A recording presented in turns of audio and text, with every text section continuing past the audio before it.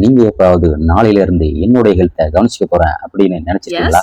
அந்த நாளை இன்னும் வரலையா? அப்ப நான் உங்களுக்காக தான் இந்த வீடியோல என்ன பார்க்க போறோம் அப்படின்னாக்க, ஒரு 21 டேஸ் சேலஞ்சில் எப்படி உங்க ஹெல்த்தை இம்ப்ரூவ் பண்ணலாம் அப்படின்னு பார்க்க போறோம். இந்த 21 டேஸ்ல நான் எப்படி என் ஹெல்த்தை இம்ப்ரூவ் பண்ணேன் அப்படிங்கிறதையும் உங்களுக்கு ஷேர் பண்ண போறேன்.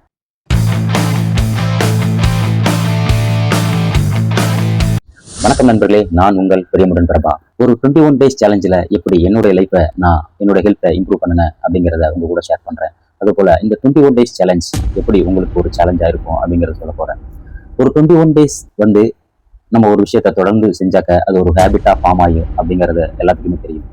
பட் அந்த 21 டேஸ் சில பேரால செய்ய முடியுது, சில பேரால செய்ய முடியல. பட் அது ஏன் அப்படிங்கிறதையும் இதுல ஷேர் பண்ண போறேன். சில வருஷத்துக்கு முன்னாடி நானும் இப்படிதான் இருந்தேன். என்னுடைய ஆரோக்கியத்துக்கு முக்கியத்துவம் தராம ஜங்க் ஃபுட் சாப்பிட்டுக்கிட்டு, நிறைய போன் ஸ்க்ரோல் பண்ணிக்கிட்டு, நைட் தூங்கிட்டு, காலையில சரியா எந்திரிக்காம இப்படிதான் என் லைஃப்பும் போய்கிட்டு இருந்துச்சு. என் லைஃப்ல நடந்த 2 இன்சிடென்ட் எனக்கு ஆரோக்கியத்துடைய முக்கியத்துவத்தை உணர்த்துச்சு.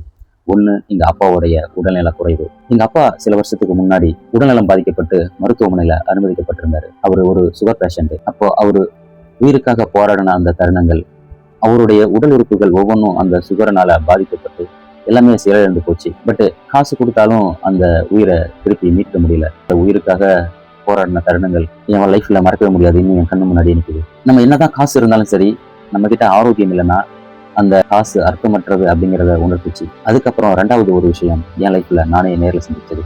ஒரு இன்சிடென்ட்ல நான் ஜிஹெச்ல ஒரு 5 நாள் அட்மிட் ஆகியிருந்தேன். அப்போதான் தெரிஞ்சுது ஆரோக்கியம்னா என்ன அப்படிங்கிறது. அங்க எத்தனை மக்கள் தன்னுடைய உடல்நலம் பாதிக்கப்பட்டு எவ்வளவு பேர் போராடுறாங்க உயிருக்காக அப்படின்றத அங்க பார்த்தேன். ஜிஹெச்ல மருத்துவமனையில ஒரு 5 நாள் இருக்கிறது எவ்வளவு பெரிய நரக வேதனை அப்படிங்கிறத நாங்க உணர்ந்திருக்கேன். அப்பதான் பார்க்கும்போது எனக்கு ஒரு விஷயம் நல்லா மைண்ட்ல தோணுச்சு. வாழ்க்கையில எந்த ஒரு சூழ்நிலையிலும் நம்ம மருத்துவமனை பக்கமே போகாம நம்ம உடல் ஆரோக்கியத்தை மேம்படுத்திக்கணும். நம்ம மருத்துவமனையில செலவு பண்றதும் நேரத்தையும் சரி பணத்தையும் சரி, அந்த நேரத்தை நம்மளுடைய உடல் ஆரோக்கியத்துக்காக நம்ம செலவு பண்ணனா கண்டிப்பா போக வேணாம் அப்படிங்கிறத நல்லா உறுதியா என் மைண்டுக்குள்ள நான் உருவாக்குனேன். அதுக்கப்புறம் நானும் ஆரோக்கியத்துக்காக சரின்னு நமக்கு தோணும். பட் ஆனா கண்டினியூஸா அதை செய்ய மாட்டோம். சில நாள் விட்டுருவோம், சில நாள் செய்வோம். பட் நான் நிறைய புத்தகங்கள் வாசிப்பேன். அப்ப புத்தகத்துல எனக்கு ஒரு 21 டேஸ் சேலஞ்சை பத்தி சொல்லியிருந்தாங்க. அந்த 21 டேஸ் சேலஞ்சில் ஒரு ஹேபிட் எப்படி உருவாகுது அப்படிங்கிறத அதுல இருந்து நான் கத்துக்கிட்டேன். ஒரு 21 டேஸ்ல ஒரு ஹேபிட்டை எப்படி ஃபார்ம் ஆகுது, அதுக்கப்புறம் ஒரு ஹேபிட் ஃபார்ம் ஆயிடுச்சுனாக்க அது நமக்குள்ள இயல்பா வந்துடும் அப்படிங்கிறத தெரிஞ்சுக்கிட்டேன். நம்ம எப்பவுமே ஒரு விஷயத்த ஸ்டார்ட் பண்ணும்போது உற்சாகமா ஆர்வமா தொடங்குவோம். பட் அது கொஞ்ச நாள் போக போக அதை அப்படியே நம்ம விட்டுருவோம். இது ஏன்னா நம்மளுடைய மனதோடைய பழக்க வழக்கங்கள் தான். நம்ம மனசு ஒரு விஷயத்துல ஆர்வமா இருந்துச்சுன்னா அதை தொடர்ந்து செய்யும். அதுல ஆர்வம் போச்சுன்னா அது செய்ய மாட்டோம், அவ்வளவுதான். நம்ம ஆரோக்கியத்துக்கு நம்ம மனசுக்கு முக்கியத்துவம் கொடுத்து நம்ம மனசை உறுதிப்படுத்தலை, அதுக்கு நம்ம ஃபீட் பண்ணலை ஆரோக்கியத்தோட முக்கியத்துவம். அது சோம்பேறித்தனமாவே இருந்து பழகிடுச்சு. அதனாலதான் அது சொல்றதை கேட்டுக்கிட்டு நம்ம அது சொல்றபடியே வாழ்ந்துட்டு போயிடுறோம். பட் வாழ்க்கையில வெற்றின்றது நம்மளுடைய மனதை வெல்றது தான். இதுக்கு இன்னொரு கதை இருக்கு. இந்த கதையை கேட்டீங்கன்னா உங்களுக்கு புரியும். ஒரு சிஷ்யன் ஒரு குரு கிட்ட போய், குருவே, வாழ்க்கையில எல்லாரும் வெற்றி பெறது அப்படின்னு சொல்றாங்க, வாழ்க்கையில வெற்றி பெறாங்க அப்படின்னு கேட்கிறேன். வாழ்க்கையில எல்லாரும் வெற்றி பெறதை பத்தி சொல்றாங்க, இந்த வாழ்க்கையில வெற்றின்றது என்ன குருவே, எனக்கு அந்த வெற்றி என்னன்னு சொல்லி கொடு அப்படின்னு கேட்டான் அந்த சிஷ்யன். அதுக்கு குரு சொன்னாராம், இதுக்கு சொன்னா உனக்கு புரியாது, நான் ஒரு விஷயம் செய்ய சொல்றேன், அதை செஞ்சுட்டு வா அப்படின்னு. என்னன்னு கேட்டேன்னா, நீ டெய்லி அந்த ஆத்தங்கரைக்கு போய் 21 கல் எடுத்துக்க. டெய்லி 21 கல் ஒரு நாள் தவறாம அந்த ஆத்துல போட்டுட்டு இந்த சுவத்துல நீ 21 நாளும் போட்டதுக்கு அடையாளமா 21 கோடு போட்டுட்டு வா. நீ இந்த 21 நாளும் கம்ப்ளீட் பண்ணிட்டு அப்புறம் என்கிட்ட கேளு, வெற்றினா என்னன்னு சொல்லித்தரேன் அப்படின்னு. அவனும் உற்சாகமா போனானா, எல்லா கல்லையும் எடுத்துக்கிட்டு ஒரு கல்லை முதல் நாள் போட்டான், 2வது கல் போட்டு இப்படியே 7 நாள் போட்டுட்டான் நல்லபடியா. பட் 8வது நாள் அவனால முடியல. ஏதோ அவனுக்கு தடை. அவனுடைய மனசு சொல்லுது, அம்மா என்னடா டெய்லி கல்ல போடுற இப்படி போட்டுட்டு இருந்தீங்கன்னா வெற்றினா என்னன்னு எப்படா உனக்கு தெரியும், மொத்தமா ஒரே நாள்ல போட்டுரு, இல்லைன்னா என்னன்னு போய் திரும்பி கேளு அப்படின்னு குரு கிட்ட அவன் மைண்ட் சொல்லிச்சான். குரு கிட்ட திரும்பி போனானா, குரு 7 நாள் போட்டேன், அதுக்கப்புறம் என்னால முடியல, இந்த வெற்றின் ரகசியம் என்னன்னு சொல்லணும், நீ இந்த 21 நாள் முடிச்சாதான் உனக்கு ஒரு பொக்கிஷன் காத்து இருக்கு இதோட சேர்த்து அப்படின்னு சொன்னாராம். அப்ப அவன் பரவாயில்ல, எப்படியாவது போட்டு முடிக்கணும் அப்படிங்கிற ஒரு வைராக்கியத்தோட அந்த 21 நாளும் அந்த குளத்துல போய் 21 நாளும் 21 கல்ல போட்டுட்டு அந்த 21 கோடும் அந்த சவுத்தலையும் போட்டுட்டு அப்ப அந்த குரு கிட்ட கேட்டானா, குருவே, நான் 21 நாள் கரெக்டா அந்த கல்லை போட்டுட்டேன், இப்ப எனக்கு அந்த வெற்றியின் ரகசியம் என்னன்னு சொல்ல அப்படின்னு. ரகசியம் வேற ஒண்ணும் இல்ல, இப்ப 21 நாள் தொடர்ந்து செஞ்சில, அதுதான் வெற்றி அப்படின்னு சொன்னாராம். வெற்றின்றது மத்தவங்க கூட போட்டி போடுறதோ வேற ஏதோ இல்ல, உன்னுடைய மனதை வெல்வதுதான் உண்மையான வெற்றி அப்படின்னு சொன்னாராம். உங்க மனசை வெல்றது உங்களுக்கு எவ்வளவு சிரமமா இருக்குன்னு இந்த 21 டேஸ் சேலஞ்சில் உங்களுக்கு தெரியும். நான் என்னுடைய இந்த 21 டேஸ் சேலஞ்சில் ஃபர்ஸ்ட் வீக்ல மோட்டிவேட்டடா எல்லாமே காலையில எழுந்திருப்பேன், எக்ஸசைஸ் செய்வேன், உடற்பயிற்சி செய்வேன். பட் அடுத்த 7வது நாள் 8வது நாள்ல இருந்து உங்களுடைய அந்த மோட்டிவேஷன் லேக் ஆகும். அப்பதான் நீங்க பிரேக் ஆகுவீங்க. உங்க மைண்டு கிட்ட அப்ப ஸ்ட்ராங்கா பதிய வைங்க. எந்த நிலை வந்தாலும் இந்த 21 டேஸை நான் விட போறதில்லை அப்படின்னு. நீங்க பெருசா ஒன்றும் செய்ய வேணாம். அந்த 21 டேஸ்ல ஜஸ்ட் எழுந்து நடக்க ஆரம்பிங்க. உங்க பாடிக்கு ஒரு சிக்னல் கொடுங்க, நான் வந்து என்னுடைய ஆரோக்கியத்தை கவனிக்க போறேன் அப்படின்னு. உங்க மைண்டுக்கு ஒரு சிக்னல் கொடுங்க, நான் வந்து என்ன சேஞ்ச் பண்ண போறேன்னு. இது வந்து சின்ன விஷயம் மாதிரி உங்களுக்கு தெரியலாம். ஆனா இந்த 21 டேஸ் புதுசா சேலஞ்ச் பண்றவங்களுக்கு எவ்வளவு சிரமமா இருக்குன்னு தெரியும். நீங்க ஒரு விஷயத்த பார்க்கும்போது அது எளிதா தெரியும். ஆனா நீங்க அதை செயல்படுத்தும் போது தான் அது வந்து சிரமமா இருக்கும். பட் எப்பவுமே ஒரு விஷயத்த நல்லா மைண்ட்ல பதிவு வச்சீங்க.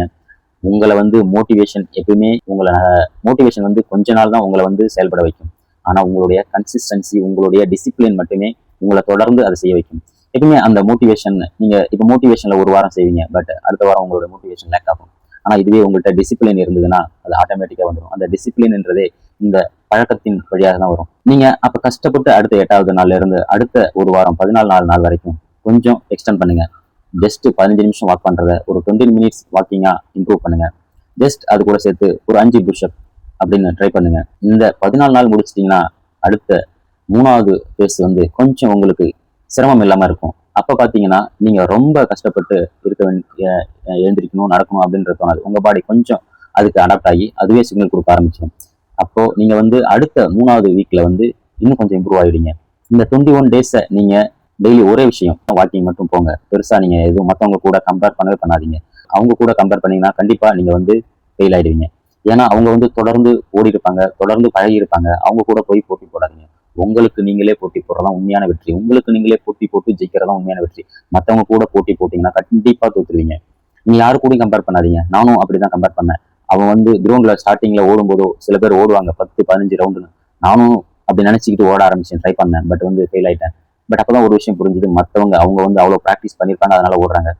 அப்போ நான் வந்து டெய்லி அப்போ செய்யும்போது என்னாலையும் வந்து இப்ப 10 ரவுண்டு இல்ல 15 ரவுண்டு கூட ஓட முடியும். ஏன்னா வந்து இப்ப நான் பழகிட்டேன். ஒரு விஷயத்த நீங்க வந்து தொடர்ந்து செய்யும் போதுதான் அது வந்து வளர்ந்துகிட்டே இருக்கும் உங்களுக்குள்ள. இதுக்கு பேர் தான் காம்பவுண்ட் எஃபெக்ட்னு சொல்லுவாங்க. அது எந்த விஷயமா இருந்தாலும் சரி, உங்களுக்குள்ள நல்ல விஷயமா இருந்தாலும் சரி, கெட்ட விஷயமா இருந்தாலும் சரி, அது காம்பவுண்ட் ஆகிட்டே இருக்கும் தொடர்ந்து. நீங்க இந்த விஷயத்த மட்டும் பிரேக் பண்ணீங்கன்னா அந்த விஷயம் அதோட பிரேக் ஆயிடும். எப்பயுமே கன்சிஸ்டன்சி தான் முக்கியம். நீங்க 21 நாள் உங்க வாழ்க்கைக்கு, உங்க ஆரோக்கியத்துக்கு அப்படின்னு நீங்க உறுதியா நம்பினீங்கன்னா உங்களாலையும் முடியும். உங்களுக்கு இதுல ஏதாவது லேக் ஆகுது, ஃபெயில் ஆகுது, இல்ல என்னால முடியல பிரபா அப்படின்னு உங்களுக்கு தோணுச்சுன்னா எனக்கு கமெண்ட் பண்ணுங்க. இல்ல என்னுடைய வாட்ஸ்அப்புக்கு பர்சனலா மெசேஜ் பண்ணுங்க. நான் உங்களை இந்த 21 டேஸ் சேலஞ்சில் சக்ஸஸ் பண்ண வைக்க நான் உதவி செய்கிறேன். எப்பயுமே மற்றவங்க கூட கம்பேர் பண்ணிக்கிட்டு எந்த விஷயத்தையுமே செய்யாதீங்க. ஏன்னா அவங்க வந்து நமக்கு முன்னாடி இருக்காங்கன்னா நம்மளை விட அதிகமாக செஞ்சிருப்பாங்க, அதனால நமக்கு முன்னாடி இருக்காங்க. எப்பயுமே உங்களுக்குள்ள போட்டி போடுங்க. உங்களை நீங்களே ஜெயிக்க கத்துக்குங்க. மற்றவங்க கூட போட்டி போடுறதில்ல. நீங்க கண்டிப்பா இந்த 21 டேஸ்ல உங்க ஆரோக்கியத்தை மேம்படுத்த போறீங்கன்னு நீங்க உறுதியா முடிவு பண்ணிட்டீங்கன்னா தினமும் எந்த நேரத்துல செய்யறீங்களோ அதே நேரத்துல அதை செய்யுங்க. இப்ப காலையில டெய்லி உங்களால 6 மணிக்கு எழுந்து நடக்க முடியாது, டெய்லி அதே 6 மணிக்கு ஃபாலோ பண்ணுங்க. இதை வந்து இந்த டைமை மாத்தாதீங்க. உங்க மைண்டுக்குள்ள அப்பதான் ஒரு விஷயம் அந்த டைம்ல நீங்க செய்ய போறங்கிறத அடாப்ட் ஆகிக்கும். நீங்க ஈஸியா அதை உங்களால செய்ய முடியும். எப்பவுமே ஒரு ஹேபிட்டை உருவாக்குறது தான் கஷ்டமா இருக்கும். ஆனா உருவாக்கிட்டீங்கன்னா அது உங்களை விடாது.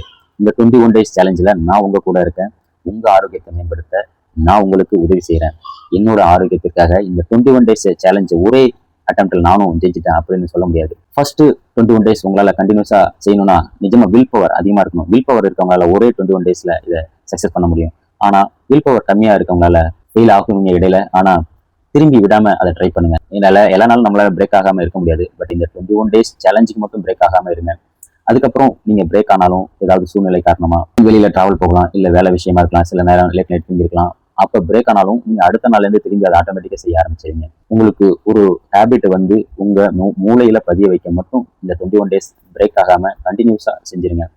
அதுக்கப்புறம் உங்களுக்கு நீங்களே அதை இம்ப்ரூவ் பண்ணிக்கிட்டு ஆட்டோமேட்டிக்கா உங்களுக்கு நீங்களே மோட்டிவேட் ஆகிட்டு அதுக்கப்புறம் கன்சிஸ்டன்சியும் உங்களுக்கு வந்துடும். உங்களுக்கு அதுக்கப்புறம் டிசிப்ளினும் வந்துடும். நீங்க அந்த விஷயத்த கண்டிப்பா விட மாட்டீங்க என்னைக்குமே.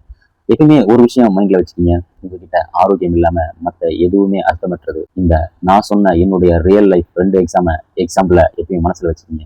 வாழ்க்கையில எவ்வளவுதான் நம்ம கிட்ட பணம் இருந்தாலும், பொருள் இருந்தாலும், என்னவே இருந்தாலும் அதை அனுபவிக்க நம்ம கிட்ட ஆரோக்கியம் இருக்கணும். அது இல்லாம நம்மளால எதையும் அனுபவிக்க முடியாது.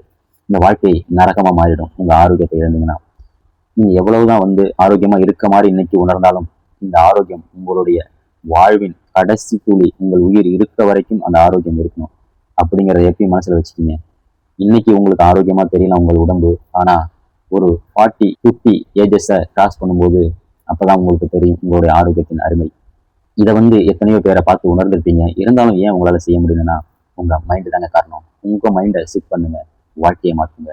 நான் உங்கள் பிரியமுடன் பிரபா. நன்றி.